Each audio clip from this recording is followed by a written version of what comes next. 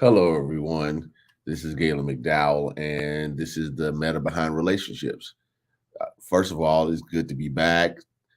I'm enjoying talking about spiritual and metaphysical principles, mental techniques, consciousness transformation in the context of relationships. On this 5S for Love platform, we are trying to make sure that we cover all the bases. And this is one of the things that we want to make sure that you understand. So today I'm going to be talking about you are the cause and the effect. And I'm sure many of you all have heard cause and effect before in many different ways, growing up in school and things of that nature. And I want to relate it basically to the mind and how the mind is cause, and you also get the effect of the mind. So you're experiencing yourself as the cause and you're experiencing yourself as the effect. So to help me with this conversation, I'm going to invite again the founder and CEO of the 5S for Love, Christine Burkett. Christine, are you there? Hey, Gaylon. Hey there. How you doing? I'm excited about today. I think, with all the things, and people don't know, Gaylon sends me a lot of links and things, and I read and I watch and I read and I watch. I read books. I picked up one of the books that you referred to me like 2 years ago, and I'm rereading it because cause and effect is so important about how your life plays out. So I just want to thank you. I'm really hoping that not only me, but the viewers get something out of this where they can kind of move forward and understand how they can really reshape their lives. Because this is like really a huge, because to me, I'm looking for a shift. I think some of the things that I do could be a cause and effect situation, and I need to put a pause on it. So you guys know, sticky note and pen. Although I'm here with, I always take notes. So Gaylon, I'm ready to get started. All right. Are you ready? Yeah, I'm ready. Okay, Let's get to it. so for me, I always ask the question, what do you mean when you say a person is the cause of their relationship? Like, what does that mean? Well, that means that, first of all, when it comes to your relationship, you have to take 100% responsibility for being in it and choosing it. Many times people don't like to admit that even when they're complaining, that complaint is their choice. They didn't just magically appear or get teleported into a relationship. Whatever the situations and circumstances are, red flags, yellow flags, etc., not paying attention to your intuition or just the very conscious choices and decisions you made to be in something, the first thing is you have to own it. You're the cause. Right. All right. The second way in which you're the cause is that you've heard me say this many times before, that every individual is a mental field that is radiating and attracting according to their dominant ways of being, their thoughts, their feelings, their beliefs. Therefore, in the context of cause, it can be 300 people in a room. Why are you vibrationally matching with someone out of 300 options? And yet the two of you all get together. The two of you all hit it off. The two of you all are drawn to each other. It's a vibrational match. And a vibrational match doesn't always mean that we have a whole bunch of things in common. The vibrational match can mean that we have things that complement each other. All right. So when I'm talking to students or clients, I try to get across to them that you have to first recognize that you are a mental field. You are radiating something. What are you radiating? Dominant, many times unconscious thoughts, feelings, and beliefs Okay. that bring unto you the people, places, and circumstances that correspond and align with where you are in consciousness. The problem is most people don't know where they are in consciousness. So if I would like to give the listeners a term, and the term is psychogenesis. I didn't create it. It's created by an author named Jack Canfield, not Jack Canfield, excuse me, Jack Addington. Jack Canfield was a famous self-help speaker. Jack Addington was a science of mind minister. And Jack Canfield coined the term psychogenesis. And what it meant was everything begins in the mind. Now, my relationship began in my mind. My relationship lives in my mind. And how I interact in my relationship is dependent on what's in my mind. I am my own cause. Wow. Okay. So a couple things. So when you say vibrational energy, and that's one of the things I think I'm so big on, because what you said, I can be in a space, and like you said, there's so many people in that space, but I'm automatically drawn, to certain people, or certain people are drawn to me. So can you explain that a little bit more? Because I think people don't understand the correlation of that vibrational energy and cause and effect as it relates to what's in their mind. Because like you said, the relationship is where? In the Where does it mind. start? In your In the mind. mind. And there's Yes. a direct correlation. Yes. Yes. Okay, so So, can you explain the vibrational energy?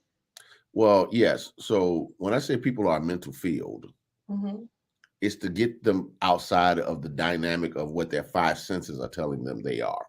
When you Okay. look in the mirror, when you use your own five senses to detect your own physicality, you will even think at a physical level that you're just a solid being. So let's just start there, and then I'll get into your answer, because I think if I give context, it'll help people understand it better. And I'm in a teaching mood, so I'll break it down a little bit more. If you hold your hand out in front of you, you'll notice that it seems solid. Yeah.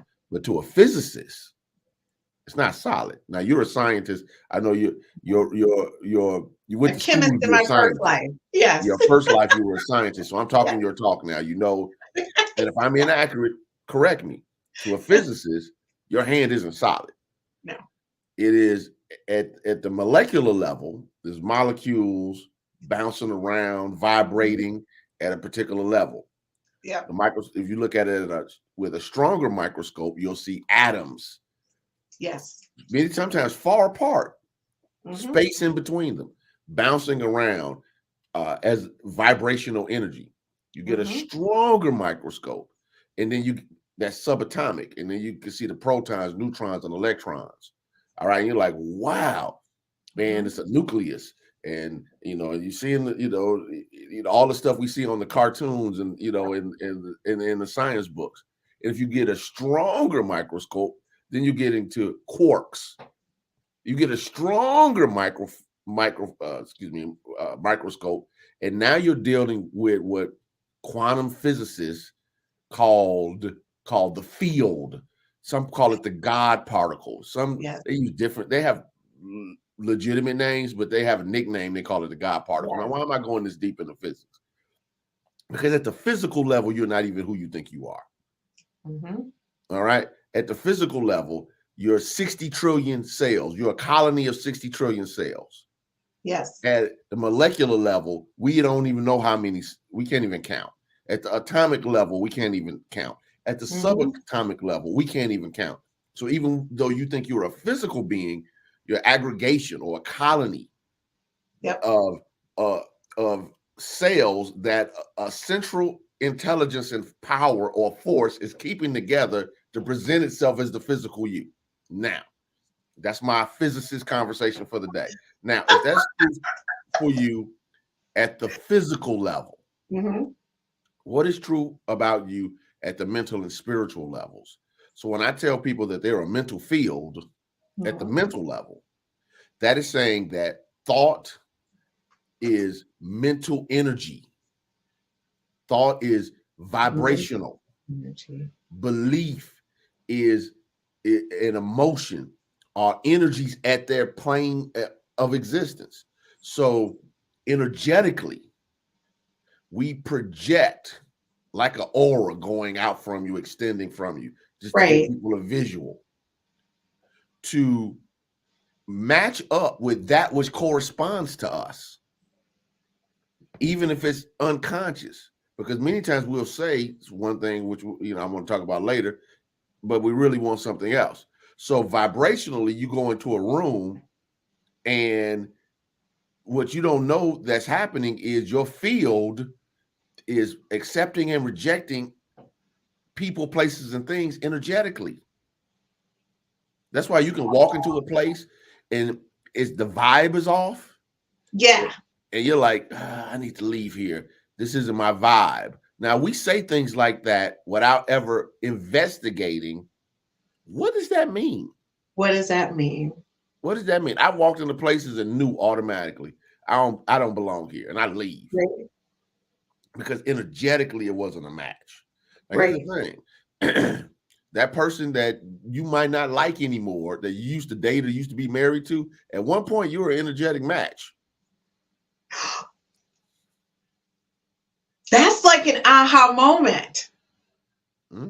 So either you've grown either to the right or the left, but regardless, you guys used to vibrate at the same frequency. To complement each other. That doesn't mean that you are always like a, people say like attracts like. Like attracts Right. like does not necessarily mean we like the same things. It just Right. means they complement each other. Okay, I like this. So that kind of leads into the next question I have for you because this is really interesting. What do you mean when you say a person wins the effect of their relationship? Um Wins. So if I'm the cause, Okay. then the cause is always linked to an effect. Okay. So the outcome is consistent with the cause. Therefore, I'm always winning the game of cause and effect because the effect is always consistent with the Cause cause. and effect is always what? The effect is always consistent with the The cause. effect is always consistent with the cause. So Yes. explain that, like, like in Christine terms, not in meta, but in Okay. Christine right All right. Christine terms. Watermelons don't look like watermelon seeds, but we're very clear that watermelons come from watermelon seeds. And the Yes, that's a effect does great not always point. have to outwardly look like the cause for it to be true. Okay, so that makes a lot of sense. So when you're looking at a relationship, it's kind of pinpointing you're looking at the effect, but what was the cause for that to occur? Right. Right. And so can you go, because I know you do a lot of relationship counseling where people are looking at this is the outcome, which is the effect, but they're never looking at the cause. And that Mhm. cause may not mimic what they're expecting to see. Right. Yeah. And Okay. then some people have delusional causes. And, and it's no other way for me to say that after years of counseling people, 2 decades worth, Great. I can say that with some level of confidence without feeling as though I'm insulting people when I say this. And for those who have listened, if you are part of one of the couples I counseled or a person, I'm not talking about you. Let's be clear. I've That's the talked to a lot of disclaimer. So people, there we so go. don't make that assumption because sometimes people he's talking about us or Oh no, talking you've about been me. counseling for over 30 years. Yeah, well, not Yeah. 30, but 20 plus. Yeah. Yeah. Long time. So when I start talking about effects, what I just try to do is do a few things. Effects are results. All right. And what I try to help people understand is this is the result you're getting based upon the thoughts, feelings, and beliefs you're holding. Now, for the health of your relationship or the health of you, of yourself to be able to go forward to have a healthy relationship if you're not in one right now. Well, these beliefs that show up as these outcomes can give you what you say you want. Because this these beliefs create actions, create behavior, create communication, whether energetically, physically, or audibly, that produce particular outcomes. And if you, if you're, I tell you, if you're talking to me about this, it's already something that's a concern for you. Exactly. All right. So let's investigate why you believe particular things. Because a person can look at an effect and think that they're right, even though they're not getting good results. Exactly. Because their evaluation is based upon being right instead of being effective. Instead of being effective. All right, so folks, when we get back, we're going to take a quick commercial break. When we get back, we're going to talk about relationship blind spots. I'm telling you, I need to know because my goal this year is to get a contract, and everybody knows that. Like everybody knows, because I'm putting it out there. I would like to be married, so I need to look at relationship blind spots. We'll be right back after this commercial break.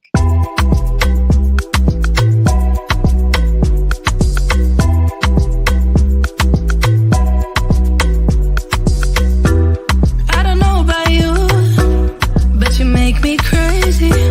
Never got your name, but you got me begging. All I know about you like to pick and choose. Make it all about you. Go take it all if you want.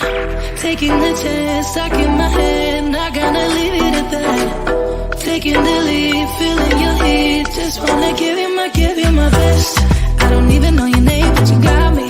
'Cause you're old to die. We don't know what happens next, but you got me, 'cause I'm next in line. You make it look so easy, making me feel so dreamy. Not the one who pays for drinks, but you got me, 'cause you're older than. Got me locked in now. Go ahead and take a shot. Do you really want me? Maybe you're just. Welcome back to the Meta Behind Relationships. We're having a conversation about you're the cause and the effect. And Christine has a lot of questions for me, so I want to make sure we maximize this time and let Christine get to her questions. Okay, so I have to know about the blind spot. I think a lot of times, whether you're entering into a relationship or you've been in a relationship, sometimes you guys are overlooking that there's a blind spot. And I know for me, that may be a big issue. So if you can help define that and what things we need to do in order to avoid that. Sure. So many people have heard this before because it's been written in many books and taught by many teachers and philosophers through the years. This isn't original to Gaylon McDowell, but I just want to make sure that I bring this conversation to the table. In your awareness, there's what you know, what you know that you don't know, and what you don't know that you don't know. So let's deal with it. There's what I know. For instance, I'm going to use an example. What I know that I know. I know I can teach metaphysics. I've been effective doing it for 25, 26, however amount of years, 20. This is my 27th year teaching metaphysics. Actually, wow, 27 years. Wow, that just paused. A long time. 27 years. I know how to teach it effectively, help people get results that they desire. I have an expertise in new thought, metaphysics. That's what I do. All right. Now, I know that I don't know how to fly a plane. All right. I'm very clear that I have no business being in a cockpit of a plane trying to do anything. It is not a skill set. All right. So I know that I know that I don't know how to do it. Right. What creates the blind spot is when I don't know that I don't know. All right. So I might think, for instance, I'm just using as an example, I might think that I could pick up a basketball at my stage of life and go down to the United Center on the west side of Chicago, Right. and run up and down the court with the Chicago Bulls players that are young enough to be my son, a son of mine, if I had a son. Yeah. And my delusion can make me believe that I can do that, but I don't know that I don't know. Right. All right. Now, in the context of relationships, what is it that you don't know that's interfering with your relationship? What is it that you think you're competent in that you're really not? What is it that you think you're good at that you're really not? For instance, because I know you will going to ask me, give me an example. You might think you're a good judge of character. Yes. But I'm not. But you don't know that you don't know that you're not. You don't know that your emotion overrides your logic and your intuition. Mm-hmm. What you don't know is that you have a lot of subconscious triggers based upon either your childhood or previous relationships. What you don't know is that you're a poor communicator. What you don't know is you really haven't figured out how you land in the context of a relationship. What you don't know is, what does a man mean to you in a relationship? Having a man. What does being with a woman mean to you in a relationship? It's easy to say, I just want to be with somebody. Okay. Right. What does that mean? It's a blind spot. And the blind spot disrupts things, because the problem with the blind spot is you will function as if you're aware of everything and you're not. And then you can get frustrated because you're getting effects based upon causes that you're not even aware of. And that's the danger of it. I'm not even aware of why I'm messing up this thing, or I'm not even aware why I'm attracted to this chump or this loser. And I know that could be hard terms, but chumps and losers is not a male or female. No, it just means that if the lady's consistently attracting Pookie, it's a reason. Right. It's a reason. And I think what you're saying is so valid, because I find that a lot of my female and male friends are consistently dating the same type of person, getting the same outcome. And they're not understanding it's a cause and effect. And the other thing is, when I have conversations with them, that I explain to them in the nicest way I can. Like in one particular friend, she's very emotional. And I try to, help her, like, if you're this emotional with me, if you've shared time with a man, you're even more emotional. So maybe you need to kind of reflect and look at that to see how you can dial it down a little bit, because it's a little bit extreme. And then a male friend of mine, he's kind of dismissive of women, but I know why, because, earlier on, his mom and his dad divorced, and it wasn't great. And he ended up living with his father. So when he communicates with women, he's very dismissive of them and not really open and receptive. They're more of an object instead of a person they want to love and adore or spend time with or cultivate. It's a different kind of relationship. So, and again, like you said, they don't know that they don't know. It's like, because it's part of their normal habit.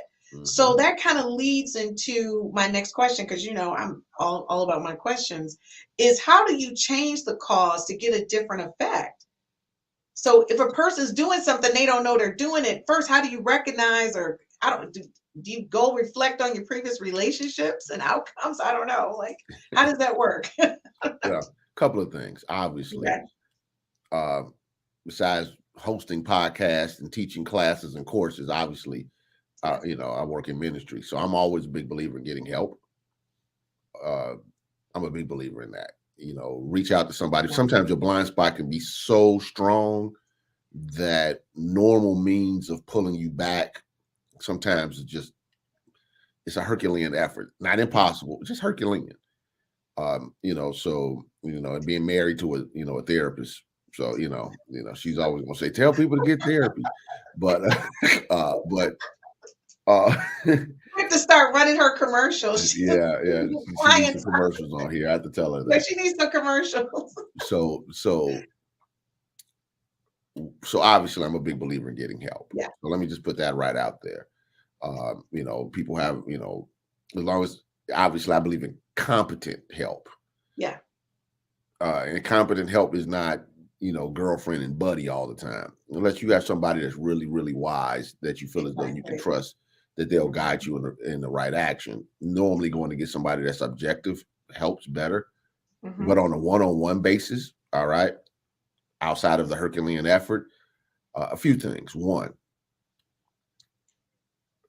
just ask yourself, okay, why does this keep showing up? Like, and stop, because I'm a big believer that, if you start asking yourself introspective questions, you'll get answers. Why does this keep showing up like this?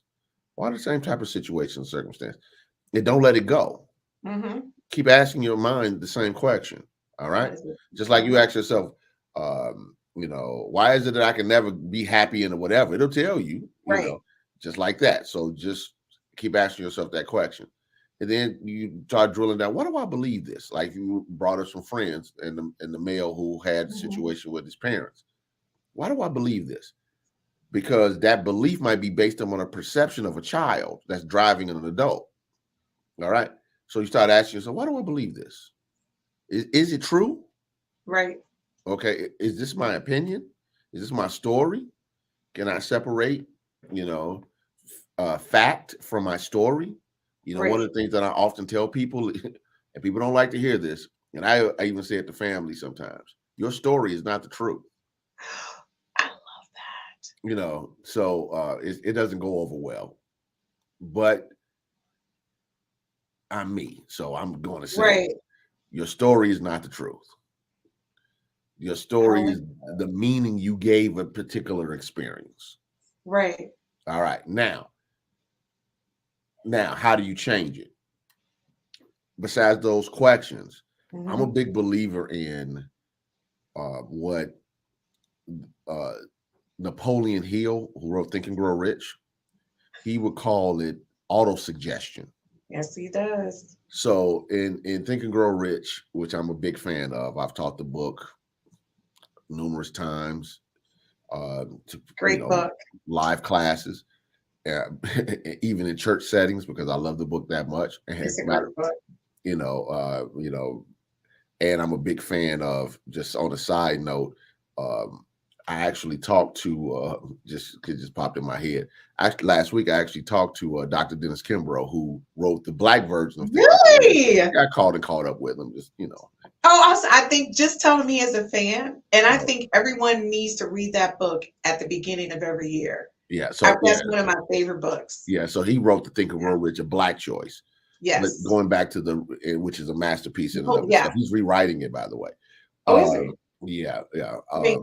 Tell him his #1 fan. Shout out. I'll probably be following up with him soon, so I will let him. I would love for him to come on here with you, and I'll just produce. You guys can just talk. He doesn't talk about relationships, but we can figure out how to talk about money and relationships. No, because money and relationships is very valid. That's what the show is on Saturday. So yeah, I would love for him to come. But go ahead, because I know you're getting to your point. I need the point because I'm taking my notes. All right. So auto-suggestion. And what he talks about it is you want to impress upon your subconscious mind the ideas that you desire to express. Okay. So what that means is you have to hammer it in. We have many times very crystallized, hard beliefs that don't go away easily. So showing up over and over again with those affirmations, with those declarations, with those proclamations, with those, what you're doing is you're reframing your mind. Yes. This is why, people teach things like visualization and mindfulness and things of that. These are all techniques to shift awareness. So what I would just say is because I'm a big believer in immersion. Change up what you're reading, change up what you're listening to, get a regimen, a system of this is what I'm going to do consistently around particular subjects of my life. Create the vision board, do the different things.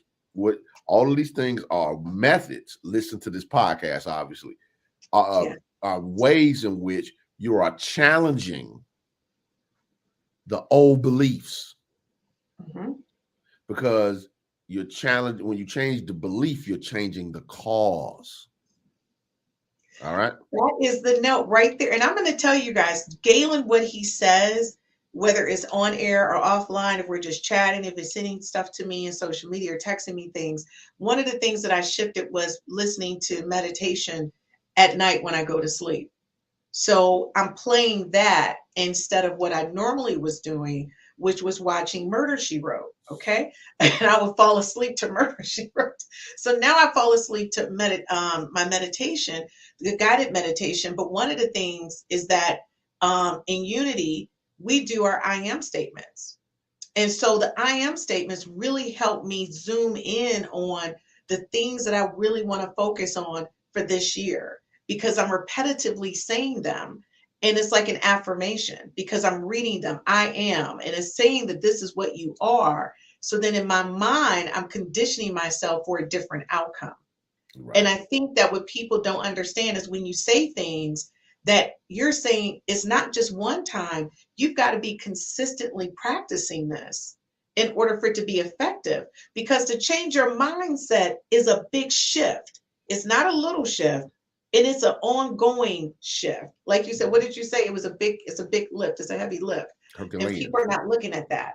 So I think people need to understand when he asks you to do something. And by the way, we do have a Gaylon challenge at the end of today's episode that you guys are going to have to post all over social media, what he's asking you to do, and it'll be part of your homework. But the thing is, Gaylon, so can you explain how what you say and what you want, how that's totally different? Like, and I get that people say one thing and then they're doing something totally different than what they're saying, which lends to what you were saying about the affirmations and things that people need to do to see that change. Well, I think, human beings are complex. Okay. So let's just start there. We're complex. Okay. We're complex because many times we say we want a thing and we do the exact opposite, without getting, super religious. This is one of the things that the Apostle Paul was known for. He wrote, the things I don't want to do, I do. And the things I do want to do, those things I don't do. Now, there's many ways in which that's translated, but that's the gist of it. And it's to me, when I think about this, I often think about the human nature of saying I want a thing and doing the exact opposite, saying I want to be treated well, but I allow myself to be mistreated, saying that I'm a stand for honesty and integrity, but I allow people to manipulate and lie to me, even when I know that they're manipulators and liars. People who say that they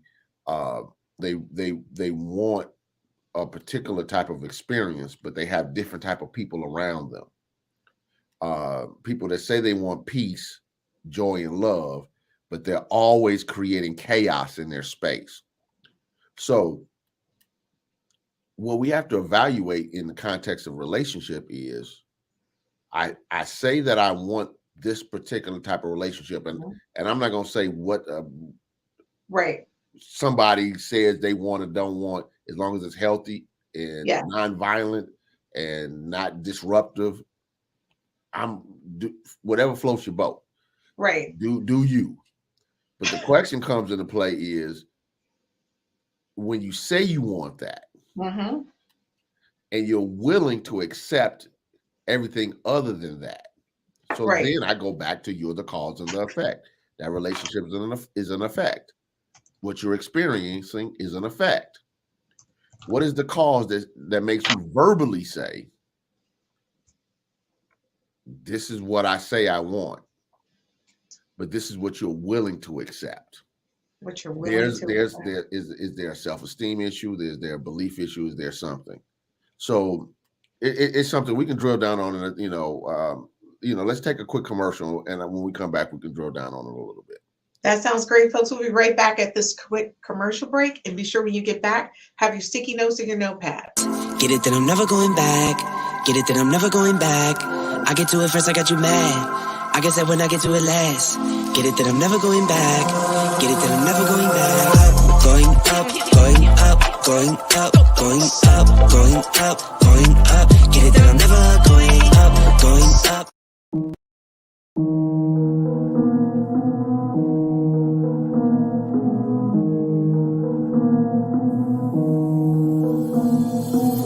Yeah, what's up with it? Do it cause I love it and I stuck with it. We ain't with the subbing in the cut with it. Please none of the talks, I heard enough of it. Like, what you gonna do? Where you at? Who you with? You ain't really about this, don't talk about it. Really on the move, on the map, never slip. Keep your hands to your lips, don't talk about it. Real eyes, realize all the time. Stand on it, if we said it, we don't walk around it. Loose lips, sink ships, red cup, blue strips, new phone, who this? No, we don't allow it. Really on go, I don't know what's an off day. Now we on road, came from smoking in the hallway. Now we got shows, boys feeling like Broadway. Always look both ways.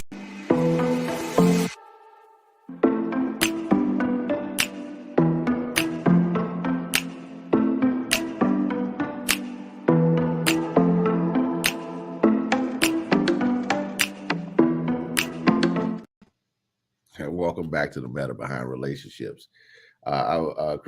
Christine, I was dealing with the question about people saying they want one thing and experiencing something else. And I wanted to add one point, or a couple of points. The first one is, am I willing to be the type of person that can create this experience that I say I desire? Like that. Some people at their present level of awareness just don't have the bandwidth. Right. They don't mean they don't have the potentiality. Right. They just don't have the bandwidth. And sometimes you just have to know that that's okay. Mm-hmm. And let people be where they have to be and need to be without you trying to drag them along for the ride. Yes. Because the need for you to drag them along for the ride is cause and effect. What is it about you that makes you feel as though that you have to be somebody else's savior and drag them against their will? All right. Yep. So are you the type of person that has the bandwidth to create what you say you desire? Because some people say they want a thing, but they're their beliefs are too ingrained. They're unwilling to change. They're unwilling to release. They're unwilling to forgive. They're unwilling to transform. Right. They expect people just to accept them. This is who I am. Accept me who I am. God loves me, or we do the Tupac, only God can judge me, and all of that type of stuff, which is ridiculous statements because nobody has to accept anything about you.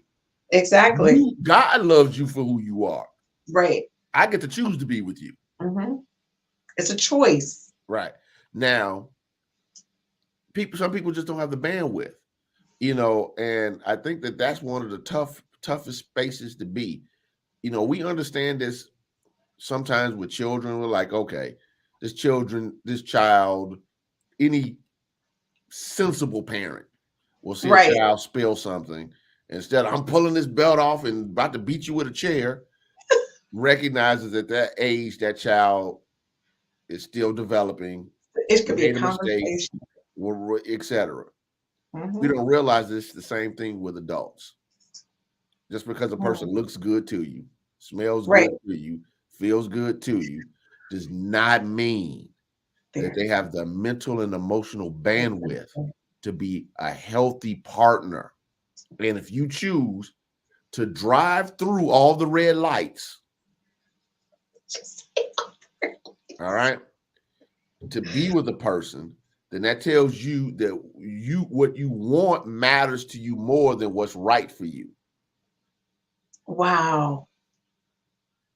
You know what you just said, I don't even people understand how big it is. If you choose to continue just to drive through all the red lights, when you know for sure this is not where you should be, the outcome, don't be surprised. It's like it's not a surprise. You've driven through the red lights. And I'm going to say, for me, that has been an issue in the past where I'm basically saying, oh, I get the feeling, no, this is probably not the best situation for me, but I do that, but maybe over time. No, it only just it manifests over time. It grows. Whatever it is not working. It doesn't get better. And you Yeah, need to understand that. So you just need to kind of stop. And a lot of times, it's worth the discussion. I'm not going to say it's not worth the discussion, but have the discussion, but understand this. At 50, at 51, and I'll be 52 this year, which is blowing my mind. I feel like I'm aging very quickly, but I feel like a minute ago I was 30. That the person I am today is who I am. But for me to change or shift into what he thinks I could be is going to be a hard shift for me at this point because I'm just Christine, right? Are there some things that I could work on? 100%. 100%. But realistically, if it's some big major things, dude, we got just shake and bake. We just got to roll with it kind of thing. But I think as women and not men, we tend to think we can fix stuff. I'm not going to say because we got men out there who think they can fix stuff. But mostly women. And I wonder, why is that? Why do women feel like we can massage it and make it into what we want? Why do we have is it because we're nurturers? well, I think that obviously, I would leave a more definite answer to women to answer that question. Right. But I just think that when people are dealing with folks,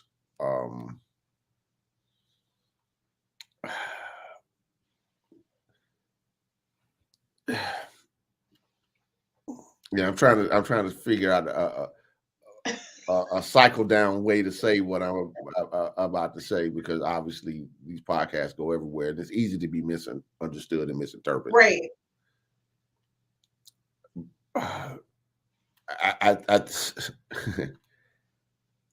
When you're dealing with relationships, Mm-hmm. let me speak from a male perspective, and you can give me Okay. your female perspective on this. Yep. I think that's a better context.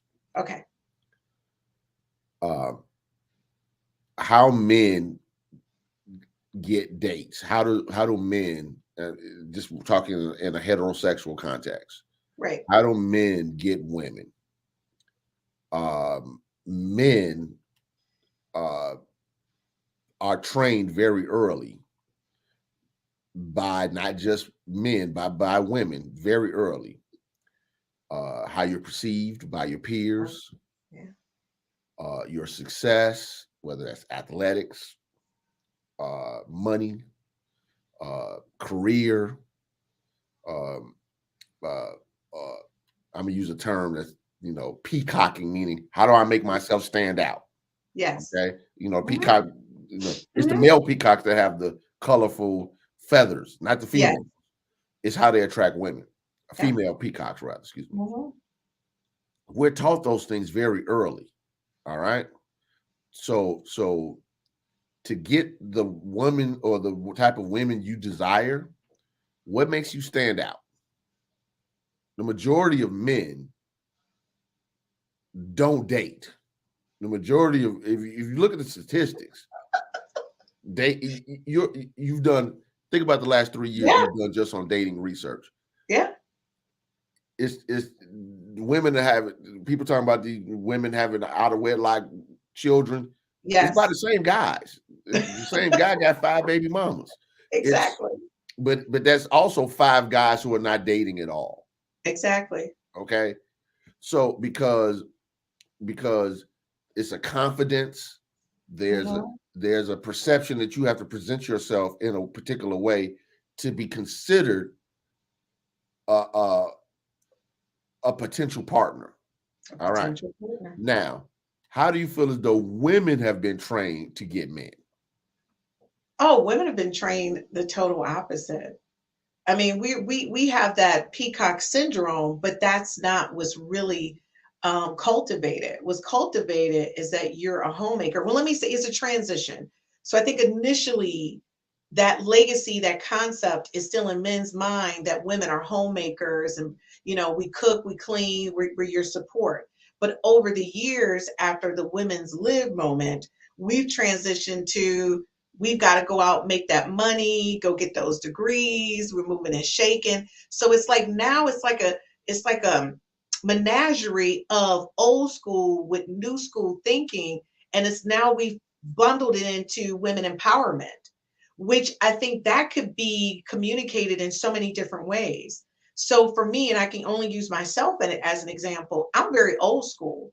Although people see me as new school kind of thing, when I come home, my job is to be the mother, to be the wife, to be the nurturer. I believe in keeping a nice, clean home. I'm not big on the cooking, but I'll support my husband who cooks and I'll do the prep work. But my thing is, I'm not good in that area, but every other area. I'm very particular about making sure that my husband or my son or my children have everything that they need, right? But at the same time, when I walk out that door, I'm a CEO and I'm about my business. So I think, for us, women think that degrees and money is what's making us attractive because we're looking at what we're attracted to in men. Men don't look at that. Men are looking at us physically still as, is she physically appealing? Can she cook? Can she clean? Does she present well? And I'm saying to us, it's like a conflict a little bit. And then also bundled in that is your sensuality and your sexuality. So women really get kind of twisted because now a lot of women feel like, well, I'm making money. I've got multiple degrees. I present well. I look good. Why don't I have a man? What's missing? Right. So what I'm saying is, based upon what you're saying, is that women are not using the same leverage points to get into a relationship. It's still appearance. Yep. It's still feminine wiles. I'm gonna use that as an overall term of what you explained. It's still is this somebody I can have on my arm? Sensuality, sexuality. Yeah. It's various things. I'm not saying that the other things don't matter. Let me be clear. The reason why I'm saying that is this. If potentially ladies, maybe not all, but some, many, maybe the majority have been taught that they use sensuality to manipulate a man's behavior, then it's easy to believe that you can change someone. Exactly. Whereas men leverage power, money, I'm using the term fame, even if a person's not famous. Yeah. But in your own small pond, you can be a big fish. Yeah. You can use those different things for leverage. What makes him stand out? Yep. So a guy's not looking at the lady saying, "Let me change her. I can do something with this." Well, I've heard women say they do say that. I can do something with him. I can do something with that. Men aren't thinking I can do something with that. Men are thinking I want that. Exactly. Totally two different things. Okay. So it's easy to get caught into manipulate. And then if you're a younger girl and you're hearing older women in your family talk about how they know how to use their voice tone, their touch, their whatever to get the guy to get with what they want, then it's learned. Now, I'm not making a judgment on any of it. No. What I'm trying to say as a metaphysical teacher is that everything has a cause and an effect, and the cause and effect are linked. And if you think you use those ways to manipulate, and I'm not using manipulate always in a bad way, because sometimes it's just guiding people the way to hopefully to a good space. Let me use a different word: influence. To manipulate lands differently. Yes. To influence the relationship, you're going to bump into somebody whose influence is stronger than you, or they have something that you don't have that makes you reevaluate and change how you move because you want to be connected to them. This is why, women pursue athletes so strongly. Yes. And they're willing to morph into whatever the athlete needs. Yes. Because they have, most athletes are normally physically attractive, meaning they have athletic builds. they have the money, they have the stardom, they Yes. have influence. They check the boxes. They check the Okay. boxes. Now, here's the challenge. They might not check the box of integrity. They might not check the box of honesty. They might not check the box of loyalty. They might not check the box of many things that a person says they want. But when the chips are on the table, yep, it's a different conversation. It's a whole different conversation. And folks, when we get back, we're going to talk about how someone can teach you something about yourself. And that's something you can't overlook, because people show up different in your life, which brings out something different in you. We'll be right back after these commercial breaks.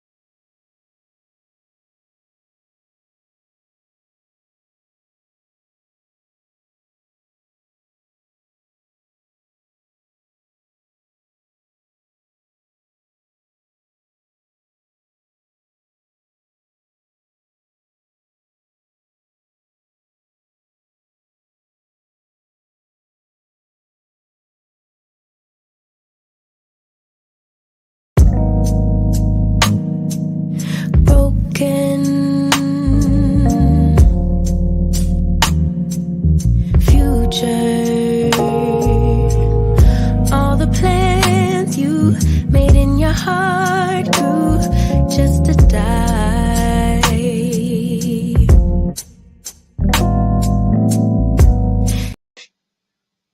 Hi, welcome back to the Matter Behind Relationships.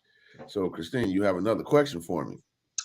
I do. And like everyone who's watching, I want to be clear that this is a pre-recorded session, and any messages or comments, please be sure to leave them. Gaylon does look at them, just to let you know, and we will respond. And you guys have a challenge coming up, so Gaylon will be looking at those all week. So my question to you, Gaylon, is, we meet all these different people, and a person does teach you something about yourself. But again, it's like you don't know what you don't know. Mm-hmm. And it's like, are you really capturing what it is that you're supposed to be getting about yourself? Because that's going to then change the next relationship and the cause and effect, right? Right. Okay. Some people, in years of counseling, one of the things that I've discovered is many people, for instance, say, I'm not a jealous person. And they display exceptionally strong jealous behavior. I don't care about that. Right. And they're all over. I mean, everything. Who you talking to? Where you going? Who texting you? Who whatever, etc. That's jealous behavior. It is. But because people want to have a belief that my self-esteem can handle whatever comes down the pike, they don't want to be honest enough to know that they fear a sense of either loss or inadequacy. Right. Okay. And some people even have a fear of, I know I'm not doing what I'm supposed to be doing. I'm not willing to change, but I don't want the person to leave me. Uh-huh. So when you're in a relationship, one of the things that a relationship does is because of its level of intimacy, is it helps you get a clearer picture about yourself. You might not think you're emotional until you get into that relationship. You might not think that you're unforgiving until you get into that relationship. You might think that you're not cold until you get into that relationship. You might think that you're a selfless person and get in a relationship and find out you're very selfish. Yes. It gives you an opportunity. Relationships give you an opportunity to learn from yourself. You learn from everybody. Uh-huh. But the connection, the intimacy of a committed relationship or marriage allows you to expose yourself to vulnerabilities that are not Yes. necessarily in other relationships, not even in a parent-child relationship. All right. Yes. Just, sharing, your innermost thoughts, feelings, and beliefs with another individual, sharing Right. your past hurts with another individual, sharing your body with an individual. And I know that is being devalued now and desensitized, Yeah. but being with somebody sexually is still your mental field, always attracting. Yes. I mean, projecting and attracting. I forgot what I'm saying. Radiating and attracting. So Yes. even that situation is a form of vulnerability and intimacy. Yes. Therefore, you have to stop and ask yourself, what am I really learning about myself in this Mhm. relationship? What am I learning about what I really like and what I don't like? What am I learning about what matters to me versus what I say matters to me? What am I Right. willing to tolerate? What am I willing to compromise on? What am I Mhm. willing to not compromise about? It gives you an opportunity to learn in ways that you can't learn in anything else in the human experience. So, a relationship in and of itself Mhm. is one of the greatest, if not the greatest, soul teaching tool we have available to us.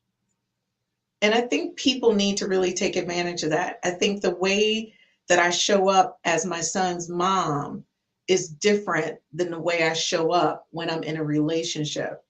And I think people need to look at that. And one very important thing that you stated was you don't know who you really are until you experience that vulnerability with someone. So I say that because I say I'm not jealous, but the love that I have for my son, I would jump in front of a car to protect him.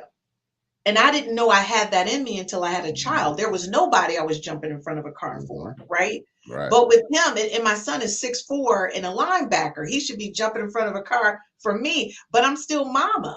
So to Mhm. me, my baby, I gotta protect him. When he calls me, he has a cold or I go right into like he's just a toddler, right? Mhm. But he's not, but he's still my baby. So there's Mhm. different. But the thing is, I realized that showed me that I would be good in a relationship with a man because of the way I loved him. And I said, you know what? There's space for me to love somebody differently, but I can do it. Like I wasn't really sure until I had a kid, which is weird, right? It took me having a kid to realize that I could be in a relationship with a person.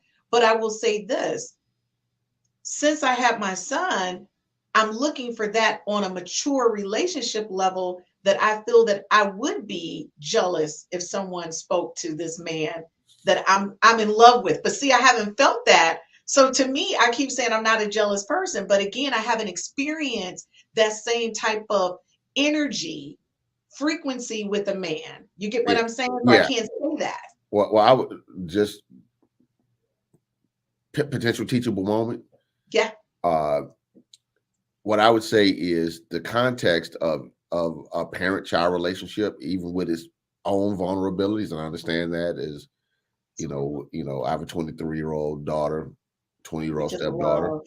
We just love. Um, so I get it. Yeah. Is there's still even no matter how old your child is, there's still a measure of control that goes along with being a parent. And even if they don't live with you, you don't pay their bills and whatever, Yeah. it's still a measure of I'm mom or I'm daddy. Yes. When we take that same type of emotional energy and we transition it into a potential partner, uh, the same level of vulnerability isn't there. It's not. And so what ends up happening is, um, can I feel this vulnerable if I can't control it? I know. So so so That's what so so sweet. um analytical Mhm. people tend to want that control. Like, okay, I have to analyze this, and this is the best outcome, and this is the way to Yes. do it. Let me put this person into my spreadsheet, Mhm. and these are the Yep. outcomes. And then we discover that life isn't It's simple like that. it's Okay, not. and it creates frustration because Yes. it's easy just to say, if this person could just get on my game plan, go along with everything, will be fine. But they weren't put here to be in your game plan. They were put here to discover their game plan and discover how they can match and create new game plans with potential partners. Correct. And so what I will say is this, and I think, obviously I see this more in the Black community because I'm a member of the community, right. African American community, is a strong imbalance with mothers and sons. Yeah. I'm not saying you have that. Let me be clear. Oh, no, you're right. I see it too. I see a strong imbalance. Matter of fact, I cringe. Yes. When I hear women say things like, he's the man of the house, or he's the whatever, and all that stuff. Where's that coming from? But it creates a different perception. It does. And I was exceptionally close to my mom, and my parents divorced when I was very young. But there's a line. There's a line. But not only did she have a line, and I had my own relationship with my father, but I also had a really hard line for myself. Exactly. Okay, Mom, like we had some serious conversations, which I've told you offline. I'm not going to get on here now, where it had to be, even with the world's greatest mom. Okay, Mom, this is a line, and I'm going to hold this line. Exactly. Because what had to happen out of that process was, as I told her when I became an adult, young adult, you go do you. You've been dating this guy. You were waiting on me. You go get married. You ain't got to worry about funding me, paying. I never took a dime from my mom. I turned like 18, because for me it was important to be a man, right, and for her to pursue her own happiness. Exactly. And without the consideration of, how do I navigate this son? Exactly. Now, some people will say, well, that's a mature decision for an 18, 19-year-old. Yes, it was. But at the same time, that was how I was raised to be responsible. You were cultivated in that culture. In a culture that allowed me to be able to make decisions that some other people didn't make. So what I will say is this. Ladies, of course, love your sons. Yep. And don't substitute parenthood for what your soul needs at an intimate level. Oh, thank you for saying that. I say that so many times because I do have a really good relationship with my son, but at the same time, he knows I'm the mama. There's no equals. You're not the man of the house. You never were. You're my child. I love you. You can talk to me about anything. But he did exactly what you did. When he went off and he says, Mom, I'm going to college, he was like, I got me. I'm a man. If I don't have it, I'll call you, but it's got to be an emergency. I'm not going to call you. And I love that about him, that he's so responsible, and he's 20. And even now, he won't take any money from me, and I love that. But at the same time, I'm still mama bear. So I didn't see him wearing a coat, and I went and bought him 2 coats. And he was just like, Mom, I got coats. It's just that I don't really need to wear them. And I was just like, but that's the thing we do to as parents. So I'm going to say, ladies, again, I raised my child as a single mom. I wasn't trying to play mom and dad. I just tried to play the best parent I could. And that my son understood that there was a line, and he still understands that. So you got to understand, if he's the man of the house, when you meet a man, how can that man then become man of the house if you already got one? And you've conditioned him to think that he has a voice in that space. So you got to understand how to divide that. And that's what Gaylon is trying to say. It's a different kind of love. It's a different kind of relationship. And it should be. So guys, before we go to commercial break and he gives us our homework, I want to share with you guys what Gaylon wants you to do. Is Gaylon's Cause and Effect Challenge. Post your outcomes or comments on the 5S to Love social media sites. We are on Facebook, Instagram, Twitter, LinkedIn, and TikTok. We come back, he's going to give you your homework, and that's going to be Gaylon's Cause and Effect Challenge. He's going to ask you to do something for an entire week, and he wants you to post it because he wants to hear from you. So guys, we'll be right back after this commercial break, and Gaylon's going to give you your homework so you know what to do. Get your notepads out. This is serious business.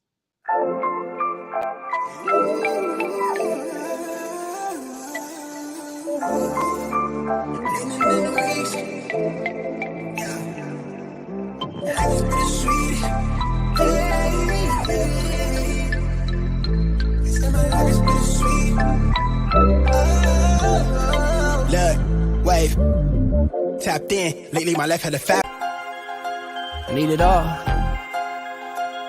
Do you want it though? Where do I begin? I see the hate, they don't wanna see me win. Bank deposits, I got more coming in. Top down, throw the money in the wind. I don't want it all. Heard he scammer, had to switch up the accounts. Moving paper, gotta call in my account. It's all in, I can have it coming out. Been through the struggle, I can see another drought. Yeah, it's not a purse, it's a merch. 6 figures, what's a gold? Now it's 9 or a hearse. Put it work. Used to pull up, not swerve. No time for the snakes, trying to put them in the dirt. That's word. I gotta get it, it's in my DNA. You only see the highlights, don't know what it takes.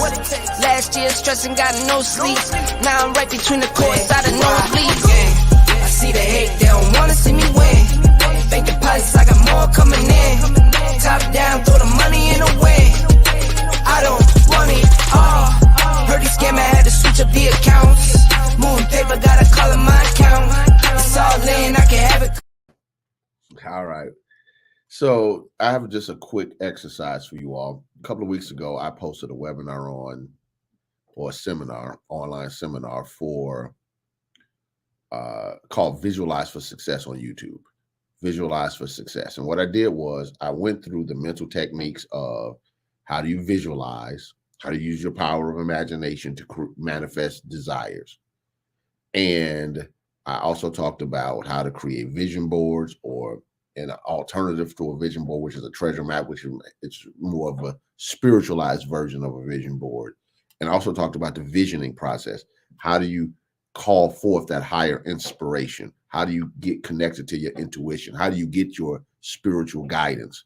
We put all of this in about an hour and 25 minutes. It's a lot of information, but in the context of the relationships, rather, I want you to watch the video a few times. Then I want you to pull out of it the strategies you can use to start either improving your relationships or your relationship. I'm a singular relationship. I realize people have relationships out there. Again, float your boat as long as you're in integrity, or to seek to get the relationship you desire, because you might need to visualize or vision board or make a treasure map for what it is that you desire. I want you to then put those on the different networks, the Instagram, the YouTube page, all of these different ways in which 5S for Love shows up. You can contact Christine directly through the 5S for Love website, however you need, or DM me. I'm on Instagram. I have a Facebook page that's public called Truth Transforms with Reverend Gaylon McDowell, which is connected to my other podcast. There's ways to get in contact with me. I'm on Twitter. There's ways to get in contact with me. The key is this.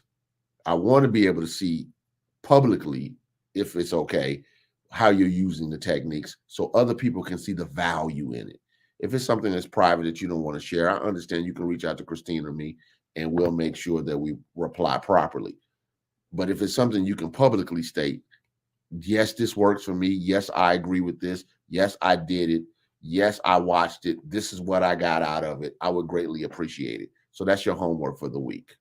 So next week, we're going to rock and roll. We're going to get back into some more subjects about how to work with your own awareness, your own mind, your own consciousness to create the relationships you desire. God bless.